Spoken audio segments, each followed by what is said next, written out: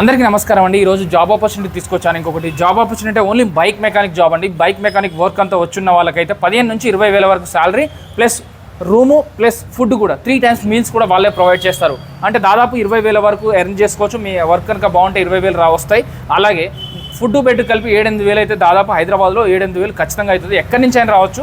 వాళ్ళే ఫుడ్ ఇస్తూ అంటున్నారు, వాళ్ళే బెడ్ ఇస్తూ అంటున్నారు. కాబట్టి మన శాలరీ అనేది 15 నుంచి 20 వేల వరకు వస్తుంది. కాబట్టి మనం సేవింగ్ చేసుకొని విలేజ్కైనా ఊర్లకైనా పంపుకోవచ్చు అండి.